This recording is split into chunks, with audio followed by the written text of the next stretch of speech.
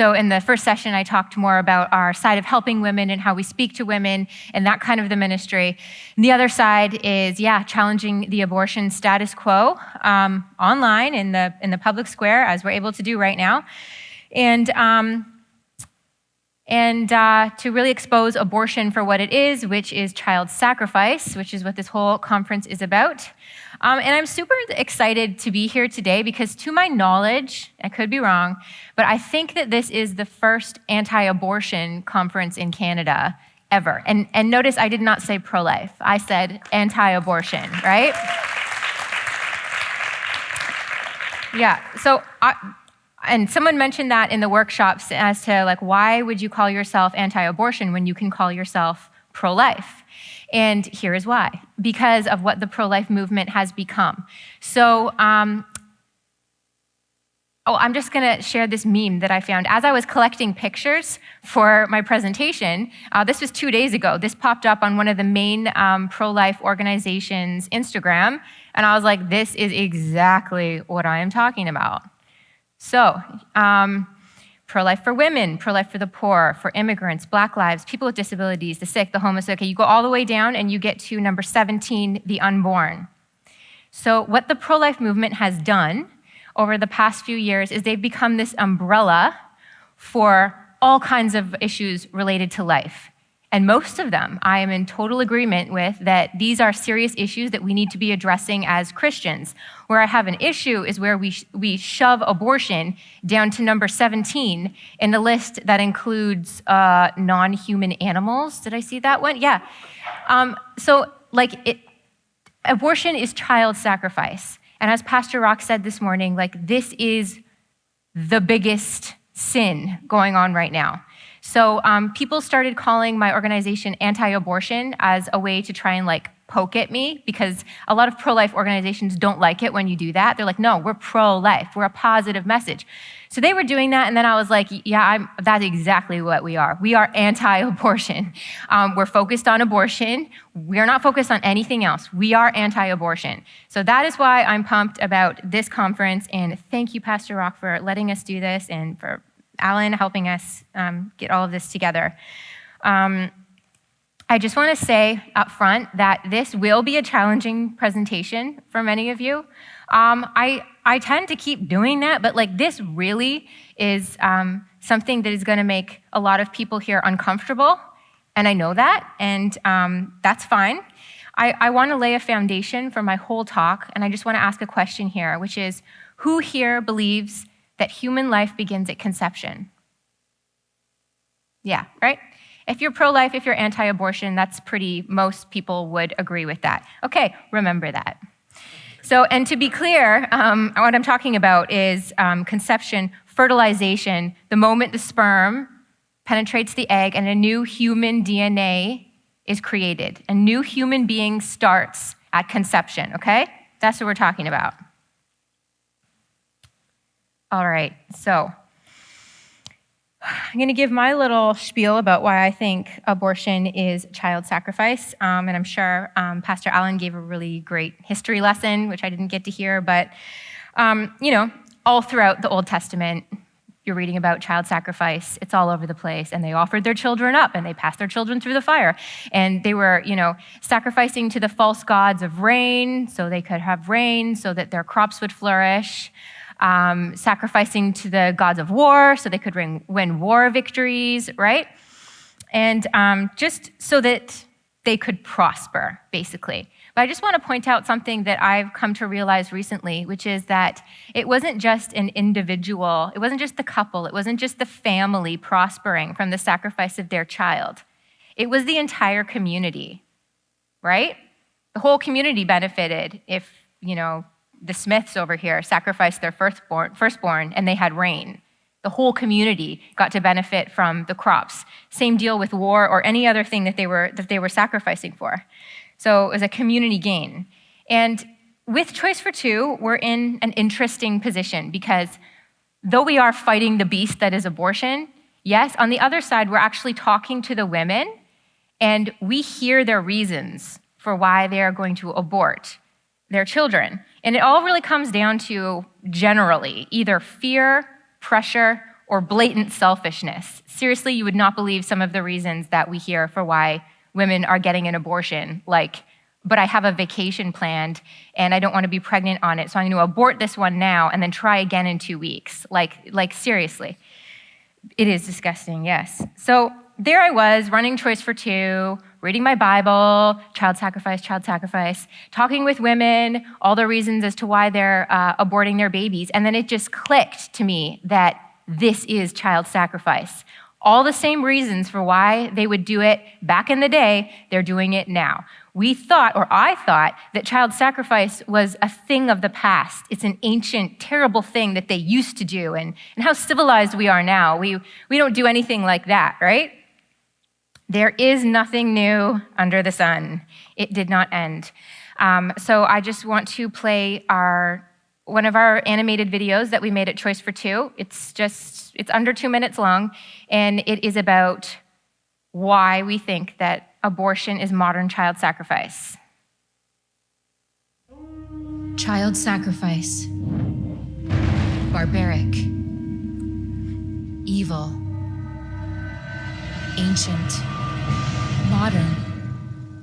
There's nothing new under the sun.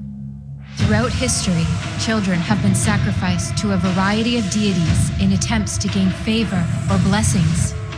Aztecs cut their children's hearts out to appease the gods of rain and war.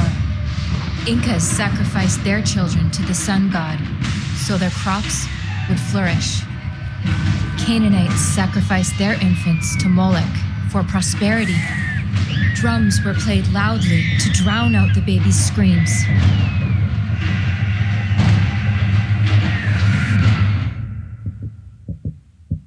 Child sacrifice never stopped, and we still don't hear their screams.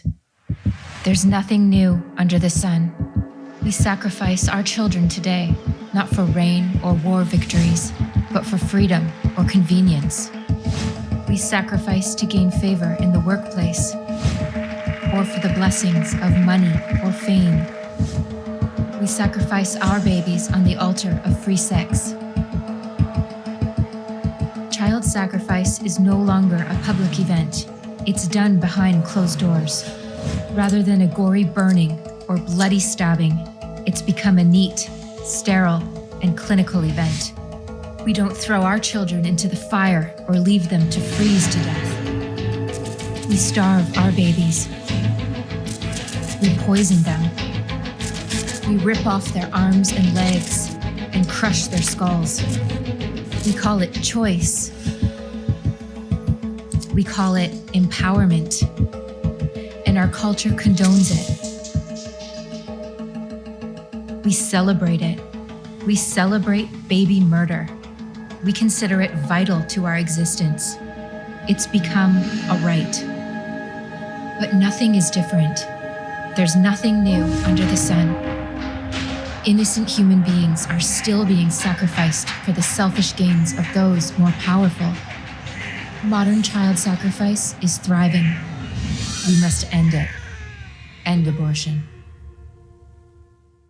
Proverbs 24:11, rescue those being led away to death, hold back those staggering towards slaughter. Where is that actually happening in our country? Right? At the abortion clinics. Women are walking in, they are carrying their children in to the slaughter. And we're straight up told in the Bible, rescue them. So where are the Christians? Where are the Christians fighting to save babies from slaughter? In ancient times, it was Christians in many cases who helped to end the barbaric practices of ancient child sacrifice. On a different note, Christians were the ones who ended the slave trade in America. Where are the Christians in this country today fighting to end child sacrifice? And I'm not bashing people who are doing something.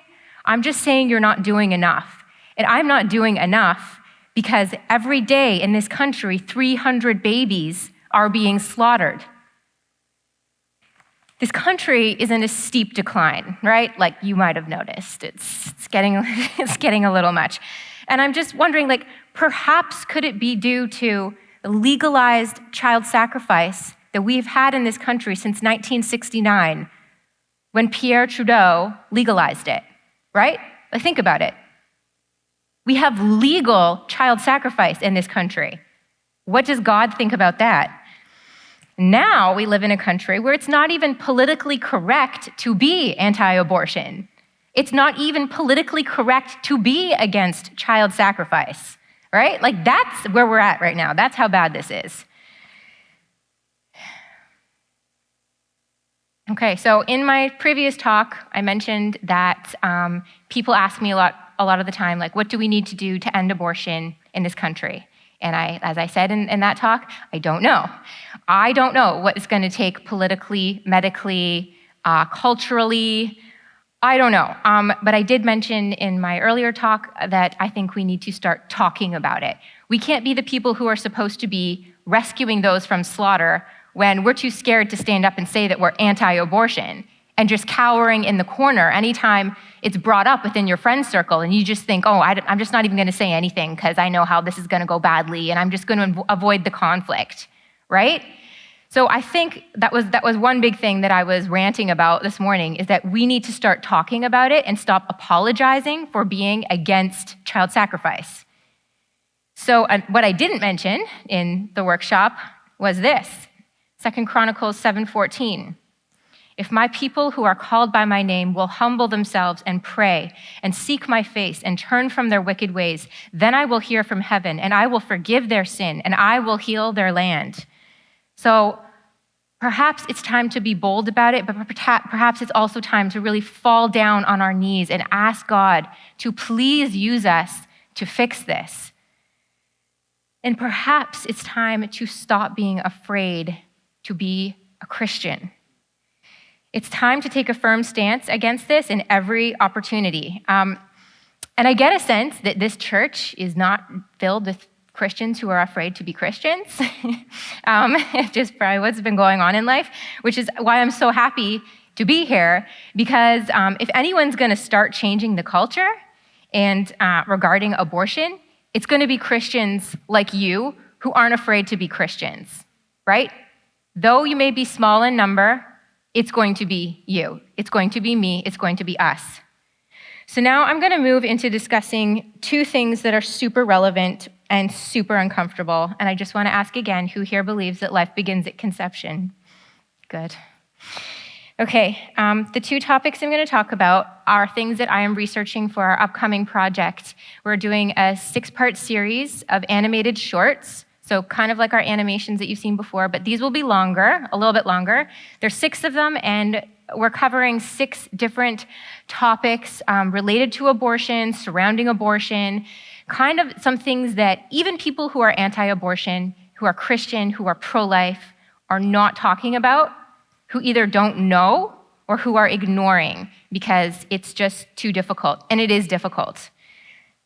And I just want to say, too, that these 2 topics that I'm going to be covering, this is not an extensive presentation of either. That is going to be what we'll put out in our video later on. That's the goal there. But this is just an overview of some things that I have discovered, and so that you can take this information and you can look into it farther. It's all available online if you know what you're looking for. Okay, so the first episode that I want to talk about in our series is called Harvested. And I'm going to be talking about fetal cell lines, which is super important to right now, considering what's going on in the world, right? Well, maybe you don't even know that, but fetal cell lines are used to create vaccines. And I just want to say also, I'm not telling you what to do. This is new information to me. I made choices for my own body in the past years, not knowing this information. My parents made choices for me as when I was a child, not knowing this information. And now I know, and I'm very conflicted as to what we do with this. So I want to talk about 4 different cell lines, okay? There are many more than that. I picked 4 because I just want to mention some specific things about them. Okay, there is a fetal cell line called WI38. It was created using lung tissue from a 3-month-old female fetus who was aborted in 1962 in Sweden. This cell line is named WI38. WI is for the Wistar Institute. That's where it was created. And the 38 is because it was the 38th experiment performed on aborted fetuses.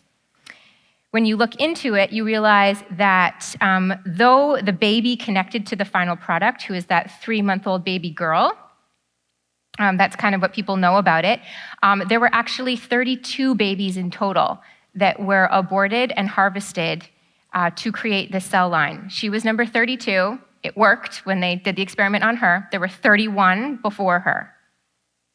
This vaccine this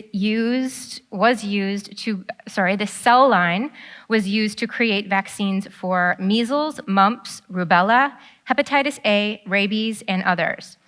And this all sounds very familiar to us. It's in the regular childhood immunization schedule, right? And rubella, I just want to point out, because that one's particularly shocking, disturbing, whatever you want to say, because when there was the epidemic, the rubella epidemic in 1964 in America, 27 babies were killed, they were aborted, and they were harvested to isolate the RA273 virus. So I'm just going to break that name down. R, rubella, A, abortus, 27, it was the 27th fetus that they used. 3, third experiment. So if you add, so that was just to isolate the virus. Then they used another 40 babies to create the vaccine. So if you add that all up, you had 32 for the original WI38 cell line. You had 27 to isolate the virus, and then you had another 40 to create the vaccine. That's a total of 99 babies who were aborted and harvested, most likely alive. And I will get to that in a minute. The next cell line that I'm going to talk about is PERC6.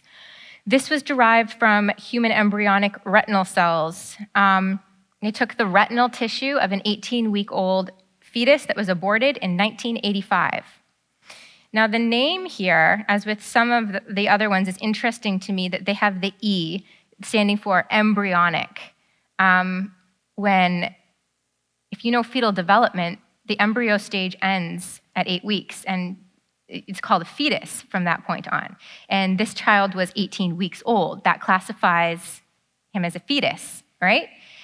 So I'm not sure exactly why that is. If there is some sort of medical thing I'm missing as to why they called it embryonic instead of fetal, I'm not sure yet, but I just noticed it's very strange, and it's in a couple of the cell line names.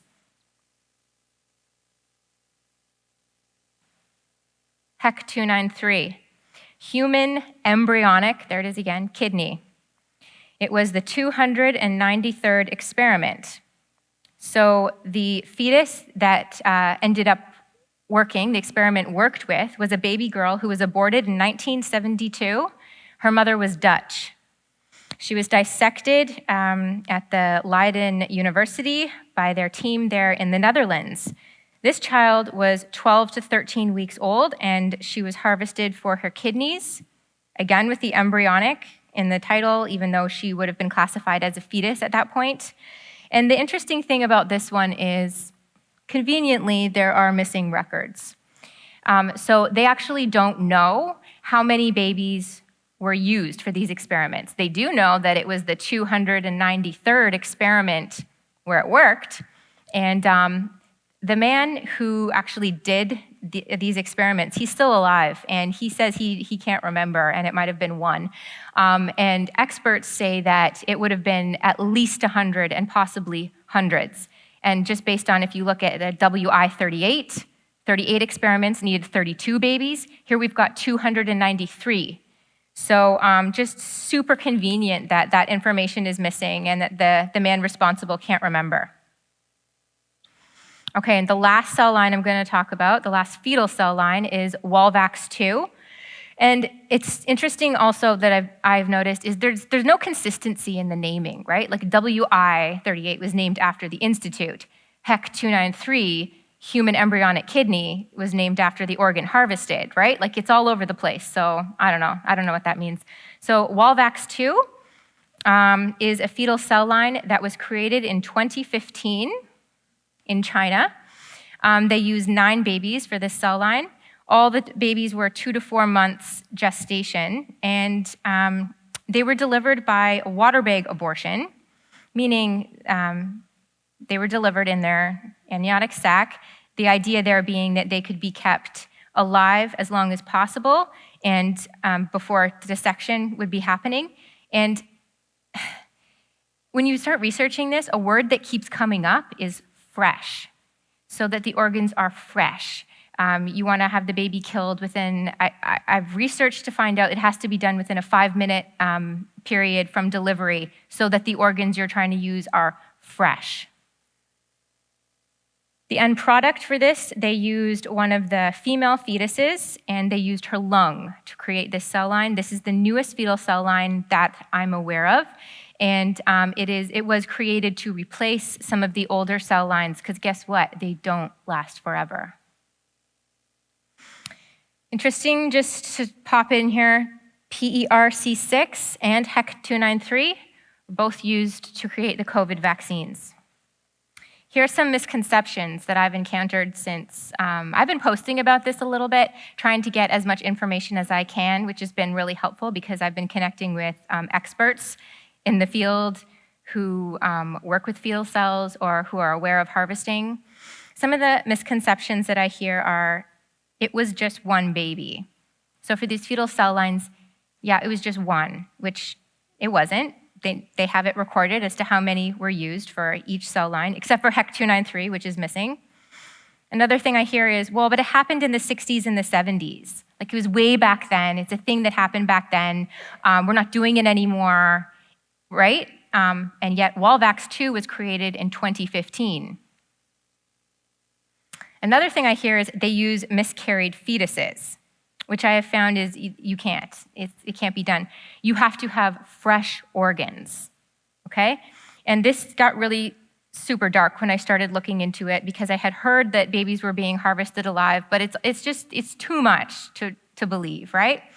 So to answer this, I'm going to read you a quote from biologist Pamela Acker. She's a vaccine expert and recently spent 9 months in a lab performing vaccine research on the use of HEC293, the cell line.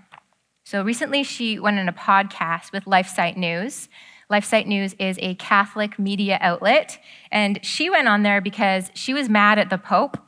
She said that the Pope was downplaying the importance of bioethics because he did endorse the vaccine, right? So here is her quote. They will actually deliver these babies via cesarean section. The babies are still alive when the researchers start extracting the tissue, to the point where their heart is still beating. And they're generally not given any anesthetic because that would disrupt the cells that the researchers are trying to extract. So they're removing this tissue, all the while the baby is alive and in extreme amounts of pain. So, obviously, like a lot of information, super harsh considering what we're dealing with today in Canada. And I just, along with the episode of Harvested, because that was all fetal cell lines, right? There's also the whole market for harvesting of embryos and fetuses in general. And I had no idea that this was a thing until a couple years ago. I went to New Orleans, however you want to say it, and to a pro-life conference there. And at my table, I was seated beside a lawyer, and his name is Mike Siebel, and he is from New Mexico. And you know, you chat to the people at your table, you get to know them, and he was like, oh, hey, you're from Canada. He's like, I'm working on a case, and so what had happened was his case was that a woman had died after having an abortion at Dr. Curtis Boyd's late-term abortion clinic in New Mexico. So Mike Siebel, the lawyer, was investigating that. And by the way, Dr. Curtis Boyd is one of the late-term abortionists that the Canadian doctors are referring Canadians to go down to New Mexico to have their late-term babies aborted if they can't find a doctor up here to do it.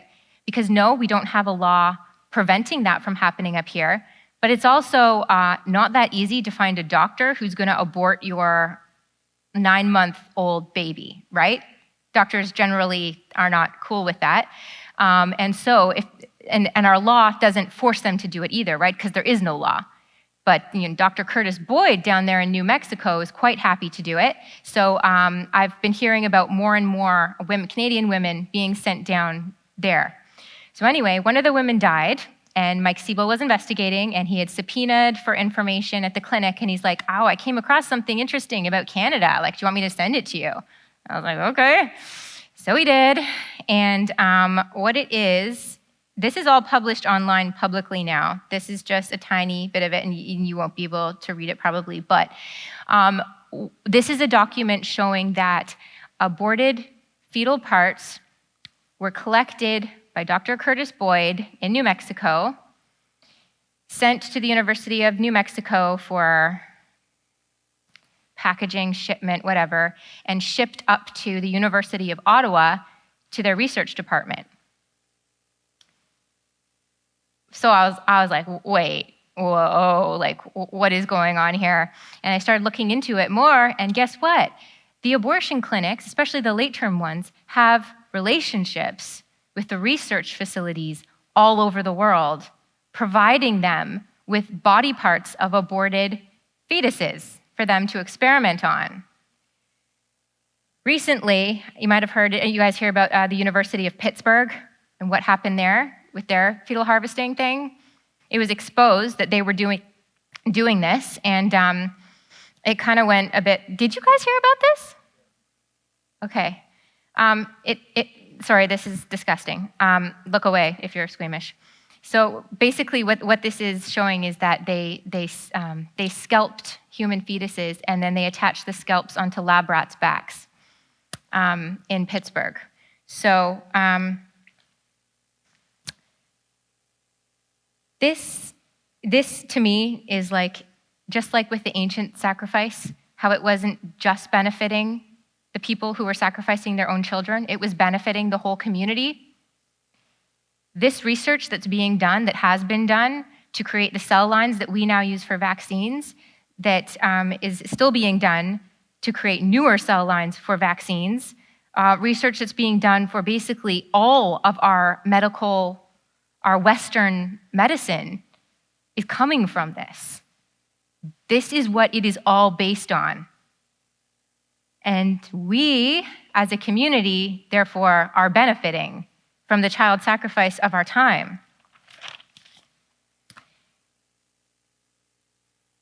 Okay, and I just want to jump, so that's the one episode that, and like I said, this is not all of the information, and there's lots of different angles that you could look at some of these things. People have been saying with the COVID cell lines that some vaccines were created in the fetal cell lines, some vaccines were, they used those fetal cell lines for testing before they deemed them safe for the population. Yes, to me, it doesn't really seem to make that much of a difference, because the bottom line is we wouldn't have the vaccine had those children not have been killed and harvested. So the next thing that I want to talk about, and I just want to see one more time, I know it's super annoying, but how many people believe that life begins at conception? Okay, this is the one that I think is really going to be challenging within the church. Let us talk about IVF, in vitro fertilization. And so I've been researching for this episode, and I grew up in a Baptist church. The only thing I ever heard about IVF was that if a couple was struggling to become pregnant, that then they went and they did IVF because that's what they needed to do. And our church would pray for the couples who were going for IVF, so that they'd be successful and they'd be able to have children. And all that I knew it to be was a good and normal thing. That's it. And then one day online, one of my lovely trolls was like, why would you guys be out protesting in front of abortion clinics, and yet you're not out protesting in front of IVF clinics? And I was like, because that's not the same thing at all. Like, Abortion clinics are destroying life, and IVF clinics are creating life, right? And I have to admit that I didn't know anything about it at all. I didn't know how it worked, and so I started looking into it, and I'm just gonna guess there's probably some people here who have done IVF, and I'm not like attacking you. I'm not saying that your children shouldn't be here. That's not what I'm saying at all. But I do want to say is that with new information that we have, and this is really something that we have not looked into as the church, but the Catholic Church has. They got it right off the bat. As soon as it started happening, they were like, no. But we were just all over it, embracing it as this new science that would be able to help people to have families. And I just want to say that I have heard that there are ethical ways of doing IVF. I have not seen any clinic actually doing it, but I've heard it's possible, so I'm just going to give a very generalized explanation of like an IVF cycle, what actually happens.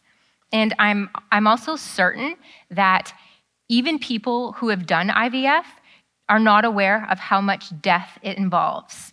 I'm sure of it. So here's the generalized way that it works. The man and the woman go into the doctor. They're having fertility issues. Tests are done. It's determined that they are, a good fit to try IVF. So the first thing that they need to do is they need to get the woman's egg and get the man's sperm, right? To get the egg is a bit complicated because with a woman's menstrual cycle, usually she'll release one egg per month or two, twins. So that's just one or two. But when you're doing IVF, it's such a costly, time-consuming, painful thing that they want to have as much material to work with, right? So they will give the woman injections for a period of time, hormone injections to make her body release a lot of eggs, as many as possible at one time. And she's closely monitored to see when all the eggs are released and all this. And then it's determined that it's going to be egg retrieval day, which is a procedure. She has to go in and have the eggs removed. Now, at the same time, the man, this is like super awkward, but the man has to be giving a sperm sample into a jar, right? Or into whatever, so they have the sperm sample. So there's that. This is why the Catholic Church has been super against IVF. Just right off the bat, they had issue with that. So the couple goes home. They don't know what's going on. The medical people there, they will be looking at the eggs, looking at the sperm, deciding how many healthy ones they have, discarding the ones that aren't looking so good. I have no issue with that. I don't care if you're throwing out sperms or throwing out eggs, right? Like those are not people. That's sperms and eggs. And so then they will implant, and their goal is to create as many fertilized eggs as possible, AKA human beings. So, and I should have this playing. This is what the IVF episode will look like. It's really pretty. So there's two ways of doing that. You can just kind of put them, well, there might be more, but this is like the main two. You can just put the egg and the sperm in a dish and kind of let the sperm do their thing like they normally would. But if they want to have more control over the situation, then they'll do it like this, where they'll actually inject the sperm right into the egg. And that flash of blue light, which is kind of neat because it's actually said that actually happens at the moment of conception, that they can see a flash happen. This is really cool. So then you've got these fertilized people. So say they get 8, and they call them embryos in the clinic. A little bit conflicting with the whole, the way pregnancy works, but whatever. So you've got 8 embryos, because usually embryos are what's called when it's already implanted into the woman and all this. So they've got 8, and they're looking at them, and they notice 3 aren't looking so hot. 3 are showing signs of genetic deformities. They've got problems. So they get rid of the 3. And then they call the parents at home, and they're like, congratulations, yes, this is great, we've got 5. The The parents never knew about those 3. And guess what happened to those 3? They were either discarded, thrown out, or donated to research, right? To just keep this research thing pumping along. Okay, so now they've got 5. And so now they have to decide, and then there's implantation. So they have to decide how many they're going to put into the woman. And this is, you guys know Octomom? Remember that show? She had 8 kids at once because she did IVF and they implanted a lot and they all stayed. So from what I can tell, it's not good chances that they will implant. They often don't. And so then they just move on to the next one, and sometimes they'll do more than one at a time because of this, and so that just a better chance. And that's why there's so many twins and triplets that you're seeing nowadays whose families did IVF, just because it kind of boosts the chances. So say the woman, say it works. Say she had 5.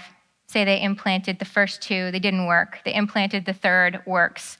And she goes on to have a healthy pregnancy. In the meantime, those 2 people who are human beings, because they're human from the moment of conception, who are image bearers of God, what happens to them?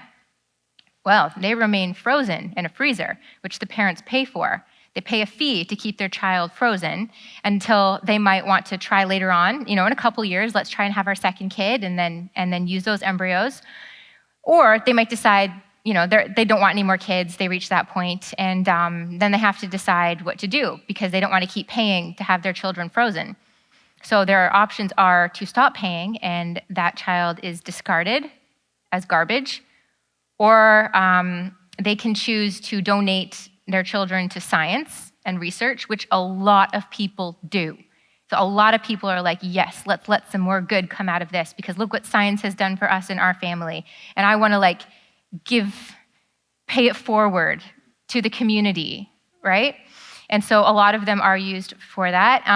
A third option, which is kind of newer, at least people know more about it now, is embryo adoption, where you can actually sign up with an embryo adoption agency and adopt somebody else's frozen embryos, and you can have them implanted into you, hoping that it will work. And that's a whole thing. This is an interesting story. I'm not sure if you guys saw it, but this child here was a frozen baby. And then she was placed within the embryo adoption program. She was chosen, she was implanted, she stuck, she was born. She was frozen for 27 years before she was implanted into her mom. Technically, her mom is only 1 year older than her. It just kind of blows your mind when you think about this. Like this child, her entire generation is now her mom's age, and now she's here. It's just hard kind of to wrap your mind around. Okay, so I just want to give a little basic overview. I know this got super dark. I told you it would. I told you it wouldn't be fun. If life begins at fertilization, are we comfortable with how many people are frozen right now? There's so many people in freezers right now. So as I've been researching and kind of asking questions online and connecting with experts in this, I've gotten feedback from people that I know who are basically like, you can't do this, you can't expose this, you can't look into this because it's too much and it's too dark. It's just too much. Like, what can we do at this point? Our whole medical system is built on this, our whole Western medical system, right? All our vaccines, which all the kids are expected to have, it's all built on this stuff. Like this, just shut up basically because it's way too much. And they'll also say but I wasn't personally involved with any babies being aborted and harvested. Like I wasn't there when those 32 babies were aborted and harvested for the WI-38, right? Like that's unfortunate that happened back then, but I can't help that. And now we have this fetal cell line. So it's okay now for me to use this because I wasn't personally involved. And it's just basically the idea of like, there's nothing we can do about this now. And it's been really challenging for me because this is so much, but I don't think it's good enough. I don't think it's good enough to be able to have that attitude as a Christian. Because as Christians, we are told to expose evil and bring light into the darkness. And that doesn't mean just when it's easy. And that doesn't mean just when it's not going to cost us something. That just means we should do it all the time. So, in all of this, I think we need to stand up and be a voice for the voiceless, which, like I said a couple times today, actually be the voice because they don't have one. And that doesn't mean cowering in the corner, afraid to have an opinion on things because you might hurt people's feelings, that people might look at you weird. That's not being a voice for the person who's about to have their arms and legs ripped off or who's going to have their chest cracked open and their lungs removed. Right? Some of these things we did not know. I did not know. And now we know. And so I think that we cannot accept child sacrifice in our country, and we cannot benefit as a culture from it.